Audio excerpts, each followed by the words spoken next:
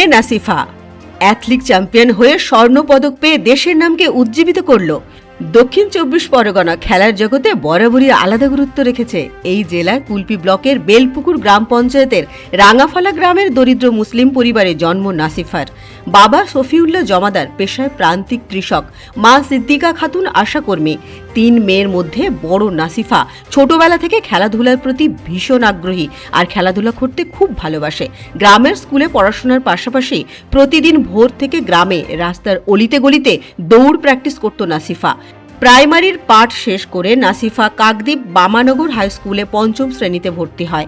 খেলাধুলার সুযোগ না পাওয়ার কারণে করঞ্জলি গার্লস স্কুলে ৬ষ্ঠ শ্রেণীতে ভর্তি হয় নাসিফা। সেখান থেকে খেলাধুলার প্রথম ধাপ শুরু হয়। পরে গাজীর মহল হাই স্কুল থেকে উচ্চ মাধ্যমিকের পর উত্তর ২৪ পরগনা জেলার অ্যাডামাসে স্নাতক উত্তীর্ণ হন। এর মধ্যে প্রচুর মানুষের সহযোগিতায় কলকাতায় একটি অ্যাথলিক পোর্টের সঙ্গে যুক্ত হয়ে খেলাধুলা শুরু করেন নাসিফা। এভাবেই শুরু হয় তার পথ চলা। আশাকর্মী মা সিদ্দিকা খাতুন খেলাধুলার সঙ্গে যুক্ত ছিলেন। স্নাতক স্তরে হাই জাম্প, লং জাম্প ও দৌড়ের প্রতিযোগিতায় ৩বার মেডেল পেয়েছিলেন তিনি, কিন্তু সেভাবে নিজেকে ঠিকমতো মেলে ধরতে পারেননি। তাই মায়ের চোখে মেয়েকে নিয়ে স্বপ্ন ছিল যে তাঁর মেয়ে দেশের নাম উজ্জ্বল করুক। মায়ের সেই স্বপ্ন আজ পূরণ হয়েছে। সদ্য অনূর্ধ্ব ২৩ এশিয়ান অ্যাথলিটে চ্যাম্পিয়ন হয়ে স্বর্ণপদক ও ভারতের হয়ে চীনে গিয়ে ৪০০ কিলোমিটার দৌড়ে স্বর্ণপদক পেয়ে বাড়ি ফিরলেন সোনার মেয়ে রাঙাফালার নাসিফা। আজ নাসিফা শুধু নিজের বাবা মায়ের নাম উজ্জ্বল করেনি, উজ্জ্বল করেছে এলাকার নাম। তাই সে শুধু রাঙাফালা গ্রামের গর্ব নয়, দেশের গৌরব।